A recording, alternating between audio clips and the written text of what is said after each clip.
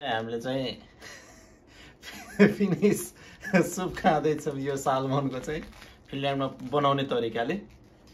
यो आज हामी सालमन बनाउँदैछौँ।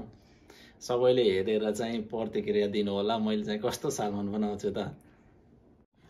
हामीलाई चाहिँ सालमन चाहिन्छ सुपको लागि, सालमन सुपको लागि। त्यसपछि डिल पनि चाहिन्छ, क्यारोट पनि चाहियो। त्यसपछि हामीलाई चाहिन्छ चिकन स्टक पनि चाहियो। मलाई चाहिँ चिकन स्टक मनपर्छ, फिस स्टक चाहिँ अलिकति हार्ड लाग्छ। फिस स्टक राखे पनि हुन्छ, चिकन स्टकको ठाउँमा चाहिँ फिस स्टक पनि राख्दा हुन्छ। त्यसपछि हामीलाई चाहिँ चाहिन्छ लिक चाहिन्छ। यसको चाहिँ पात चाहिँ यस्तो हुन्छ, तलको चाहिँ डाँठ चाहिँ राखिन्छ हामीले। त्यसपछि चाहिँ हामीलाई चाहिँ हेभी क्रिम पनि चाहिन्छ सुपको लागि। त्यसपछि थोरै साल्ट पनि चाहिन्छ। घरमै पिसेको चाहिँ मरिच छ, त्यसलाई चाहिँ थोरै चाहिँ मरिच पनि राख्नुपर्छ। मेन चाहिँ बटरमा चाहिँ फ्राई गर्नुपर्ने हुन्छ, यो बटरमै हुनुपर्छ। थोरै हामीलाई चाहिँ यो पट्याटो पनि चाहियो। हाम्रो यो सालमन सुपको लागि चाहिँ इन्ग्रिडियन्ट यति नै हो। मैले बटर राखेँ, बटर राखेर तताउँदैछु यो भाँड। अब मैले लिक राख्दैछु।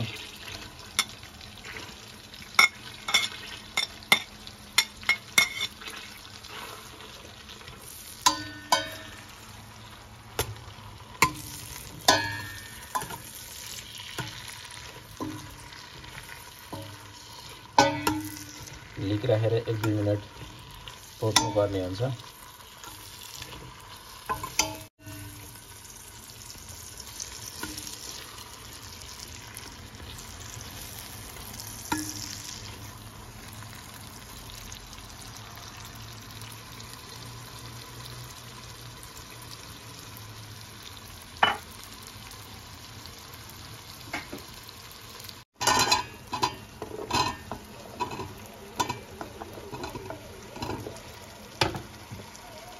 अनि त्यसपछि गाजर पनि।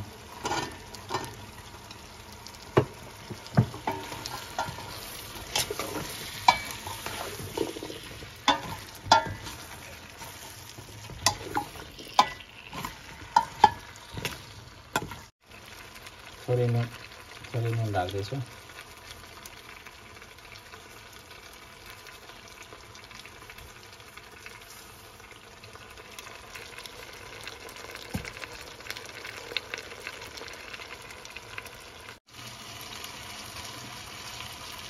थोरै पेपर राख्दैछु।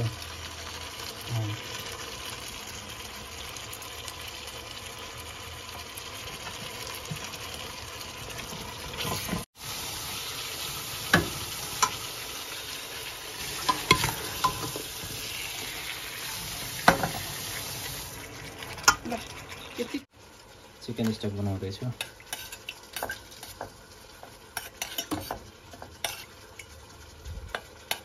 भएछ, अब म चिकन स्टक राख्छु।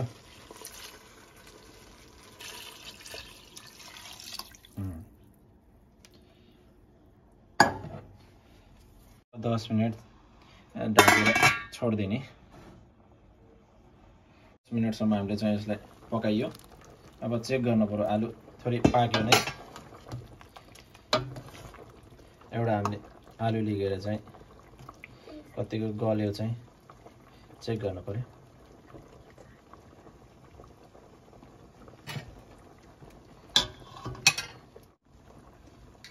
म चेक गर्दैछु पाक्यो नै। अझै थोरै टाइट छ, अझै 1-2 मिनट छोडिदिनु पर्ला।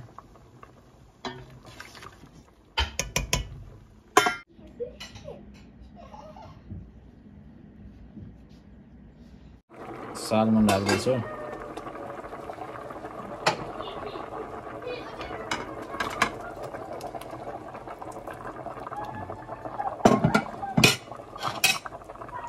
दुई 3 मिनट चाहिँ ढाकेर छोडिदिन्छु।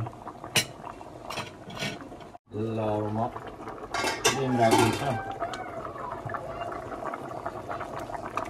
बिग क्रिम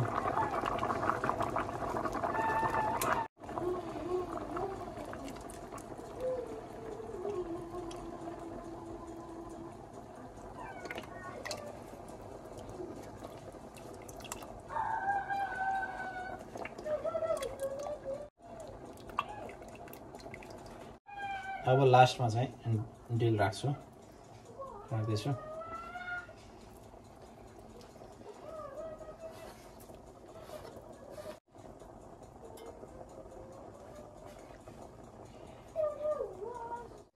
अब यो बोइल भएपछि हामी चाहिँ सर्भ गर्छौं